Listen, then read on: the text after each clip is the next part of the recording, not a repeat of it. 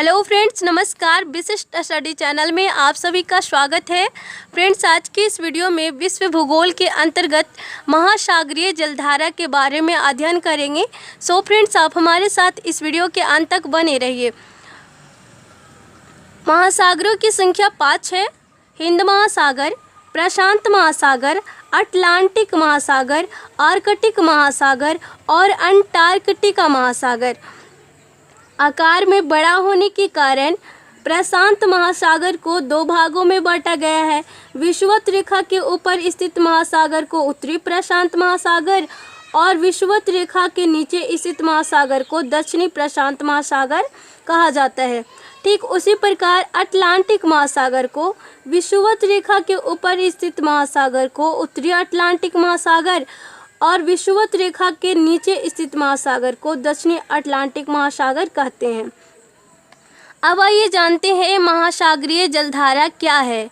महासागरीय जलधारा एक निश्चित दिशा में बहुत अधिक दूरी तक महासागरीय जल की एक विशाल राशि के प्रवाह को महासागरीय जलधारा कहते हैं।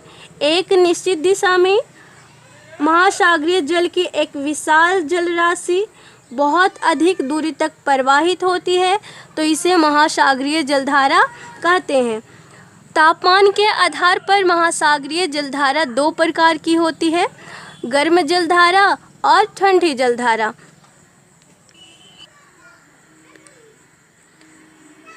गर्म जलधारा विषुवत रेखा से ध्रुवों की ओर अर्थात निम्न अक्षांश से उच्च अक्षांशों की ओर चलती है और इनके जल का तापमान मार्ग में आने वाले जल के तापमान से अधिक होता है। गर्म जलधारा का तापमान मार्ग में आने वाली जल के तापमान से अधिक होता है और ये जिन क्षेत्रों में चलती है वहाँ का तापमान बढ़ा देती है। अब आइए जानते हैं ठंडी जलधारा। ठंडी जलधारा ध्रुवों से विषुवत रेखा की ओर चलती है। ठंडी जलधारा ध्रुवों से विषुवत रेखा की ओर चलती है और ये जिन क्षेत्रों में चलती है वहाँ का तापमान घटा देती है और साथ ही इनके जल का तापमान रास्ते में आने वाली जल के तापमान से कम होता है। आइए एक बार फिर से इक्वल कर लेते हैं। गर्म जलधारा विषुवत रेखा से ध्रुवों की ओर अर्थात निम्न अक्षांश से उच्च अक्षांशों की ओर चलती है और इनके जल का तापमान मार्ग में आने वाले जल के तापमान से अधिक होता है और ये जिन क्षेत्रों में चलती है वहाँ का तापमान बढ़ा देती है। जबकि ठंडी जलधारा ध्रुवों से विषुवत रेखा की ओर चलती है अर्थात उच्च अक्षांश से निम्न अक्षांश की ओर चलती है और इनके जल का तापमान रास्ते में आने वाली जल के तापमान से कम होता है और ये धाराएं जिन क्षेत्रों में चलती है वहाँ का तापमान घटा देती है। अब आइए फ्रेंड्स, अब जलधारा के बारे में जान लेते हैं। ये विषुवत रेखा है और इसे 0 डिग्री अक्षांश कहते हैं और 0 डिग्री अक्षांश को विषुवत रेखा या भूमध्य रेखा के नाम से जाना जाता है। विषुवत रेखा के उत्तर में चलने वाली जलधारा को उत्तरी विषुवतीय जलधारा, जबकि विषुवत रेखा के ठीक दक्षिण में चलने वाली जलधारा को दक्षिण विषुवतीय जलधारा के नाम से जाना जाता है। और ये जलधाराएं गर्म होती है क्योंकि यहाँ पे सूर्य का तापमान सीधे पड़ता है। और हर महासागर में प्रशांत महासागर, अटलांटिक महासागर और हिंद महासागर तीनों में विषुवतीय जलधारा चलती है और ये जलधारा गर्म होती है। अब आइए प्रशांत महासागर में चलने वाली जलधारा के बारे में जानते हैं। प्रशांत महासागर में चलने वाली जलधारा है अलास्का जलधारा। फ्रेंड्स, गर्म जलधारा को रेड सिंबल से दिखाया गया है और ठंडी जलधारा को ब्लैक सिंबल से इंडिकेट किए हैं। तो ये अलास्का जलधारा गर्म जलधारा है और यह अमेरिका के पश्चिमी भाग में चलती है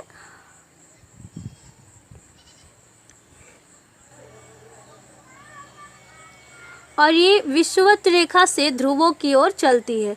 अलास्का जलधारा गर्म जलधारा है और इसलिए विषुवत रेखा से ध्रुवों की ओर चलती है और यह प्रशांत महासागर में चलती है। अगला है कैलिफोर्निया की जलधारा। कैलिफोर्निया की जलधारा ठंडी जलधारा है और यह ध्रुवों से विषुवत रेखा की ओर चलती है और यह उत्तरी अमेरिका के पश्चिमी तट पर चलती है। अगला है दक्षिणी प्रशांत महासागर में स्थित पेरू या हम्बोल्ट की जलधारा और यह दक्षिणी अमेरिका के पश्चिमी तट पर चलती है। पेरू या हम्बोल्ट की जलधारा दक्षिणी अमेरिका के पश्चिमी तट पर चलती है और यह एक ठंडी जलधारा है और यह ध्रुवों से विषुवत रेखा की ओर चलती है। फ्रेंड्स, और दक्षिणी अमेरिका के पश्चिमी तट पे 3 से 4 वर्ष के अंतराल पर गर्म जलधारा चलने लगती है और इसे एल नीनो के नाम से जाना जाता है और यह पेरू के तट पे चलती है और एल नीनो के कारण भयंकर तूफान और निरंतर मूसलाधार वर्षा होती है और साथ ही विनाशकारी बाढ़ भी आती है और विश्व की जलवायु में परिवर्तन आने लगती है। एल नीनो 3 से 4 वर्षों के अंतराल पर चलती है और यह पेरू के तट पे चलती है और यह गर्म जलधारा है और इसके कारण भयंकर तूफान, विनाशकारी बाढ़ और साथ ही जलवायु परिवर्तन देखने को मिलता है।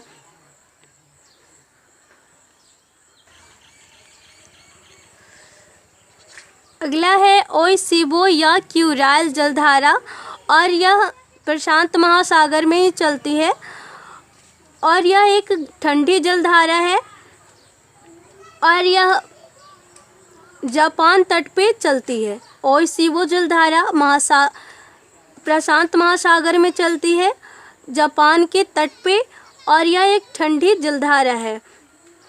अगला है क्यूरेशियो जलधारा। क्यूरेशियो जलधारा को काली जलधारा के नाम से जाना जाता है और यह एक गर्म जलधारा है। जब क्यूरेशियो जलधारा और क्यूराल जलधारा आपस में मिलती है तो यहाँ पे घना कुहासा छा जाता है।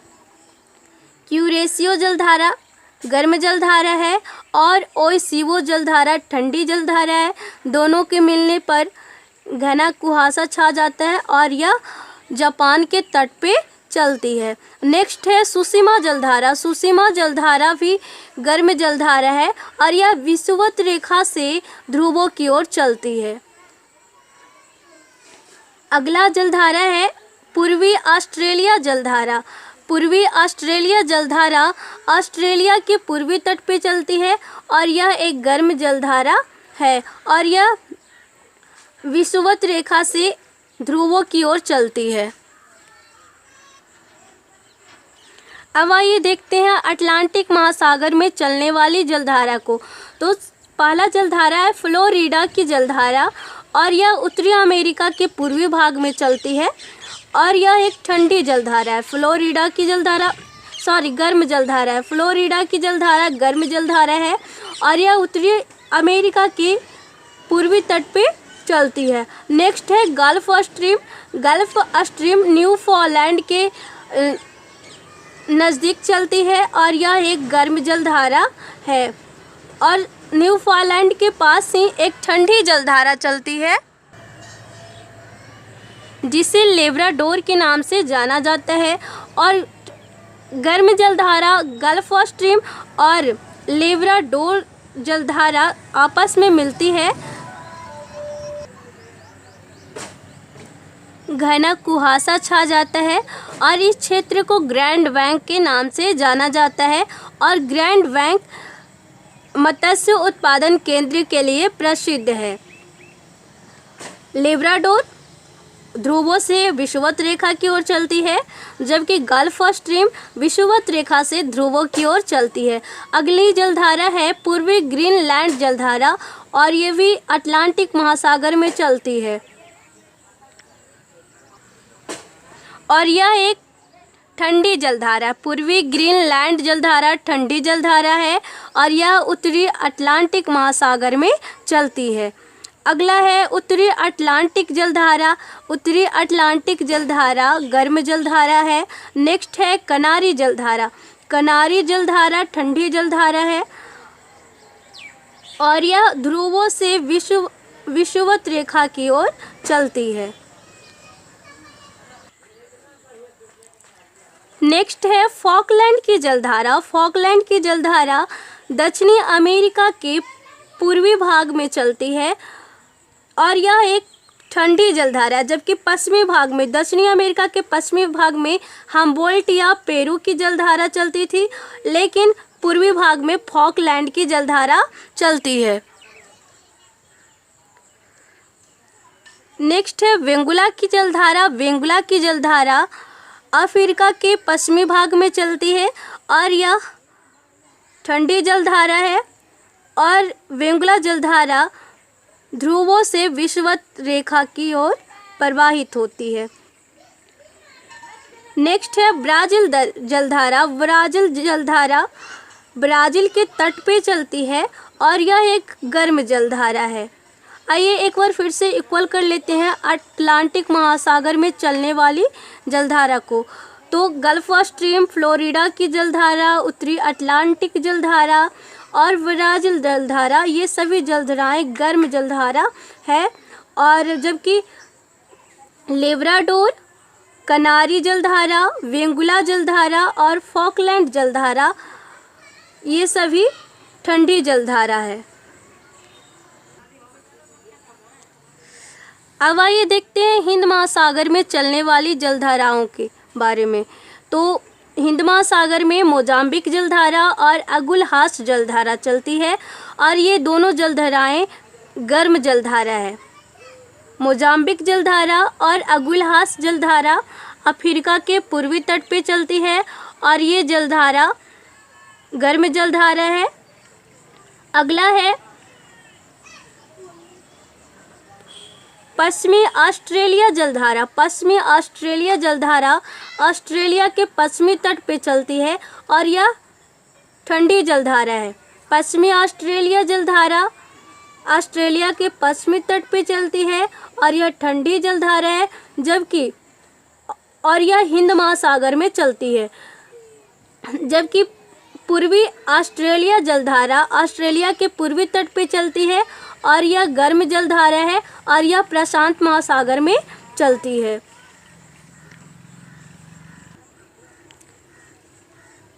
अगला है इरमिंजल जलधारा। इरमिंजल जलधारा अटलांटिक महासागर में चलती है और यह गर्म जलधारा है। इरमिंजल जलधारा गर्म जलधारा है और यह अटलांटिक महासागर में चलती है। फ्रेंड्स, उत्तरी गोलार्ध में जलधारा अपने दाईं ओर चलती है, जबकि दक्षिणी गोलार्ध में जलधारा अपनी बाईं ओर चलती है। कॉरियोलिस बल के कारण उत्तरी गोलार्ध में जलधारा अपने दाईं ओर चलती है, जबकि दक्षिणी गोलार्ध में जलधारा अपनी बाईं ओर चलती है। फ्रेंड्स, आइए एक बार फिर से इक्वल कर लेते हैं प्रशांत महासागर में चलने वाली जलधारा। गर्म जलधारा अलास्का की जलधारा, एल नीनो, क्यूरेसियो, सुसीमा, उत्तरी विषुवतीय जलधारा और दक्षिणी विषुवतीय जलधारा। पूर्वी ऑस्ट्रेलिया की जलधारा गर्म जलधारा है और यह प्रशांत महासागर में चलती है। ठंडी जलधारा क्यूरेल जलधारा, जिसे ओइसिबो जलधारा के नाम से भी जाना जाता है। कैलिफोर्निया की जलधारा, हम्बोल्ट या पेरू की जलधारा और अंटार्कटिका की जलधारा। अगला है अटलांटिक महासागर में चलने वाली जलधारा। गर्म जलधारा ब्राज़ील जलधारा, फ्लोरिडा जलधारा, गल्फ स्ट्रीम जलधारा, इरमिंजल जलधारा, उत्तरी और दक्षिणी विषुवतीय जलधारा। ठंडी जलधारा लेब्राडोर की जलधारा, वेंगुला की जलधारा, कनारी जलधारा, फॉकलैंड की जलधारा, पूर्वी ग्रीनलैंड की जलधारा और अंटार्कटिका की जलधारा। नेक्स्ट है हिंद महासागर में चलने वाली जलधारा। गर्म जलधारा में मोजाम्बिक जलधारा, अगुलहास की जलधारा, दक्षिण विषुवतीय रेखीय जलधारा और ठंडी जलधारा में पश्चिमी ऑस्ट्रेलिया की जलधारा। हिंद महासागर में ठंडी जलधारा चलती है, पश्चिमी ऑस्ट्रेलिया की जलधारा, जबकि पूर्वी ऑस्ट्रेलिया जलधारा या गर्म जलधारा। पूर्वी ऑस्ट्रेलिया जलधारा, ऑस्ट्रेलिया जलधारा गर्म जलधारा और यह प्रशांत महासागर में चलती है। अब आइए कुछ बिंदु के बारे में जान लेते हैं। सारगैसो सागर, सारगैसो सागर उत्तरी अटलांटिक महासागर में 20 डिग्री से 40 डिग्री उत्तरी अक्षांश से 35 डिग्री से 75 डिग्री पश्चिमी देशांतरों के मध्य प्रवाहित होने वाले शांत एवं अस्थिर जल क्षेत्र है। अगला है, इसके तट पे सारगैसो सागर के तट पर एक प्रकार की मोटी समुद्री घास है जिसे सारगैसम के नाम से जाना जाता है। सारगैसो सागर के तट पे मोटी समुद्री घास पाई जाती है जिसे सारगैसम के नाम से जाना जाता है और सारगैसम जड़विहीन घास है।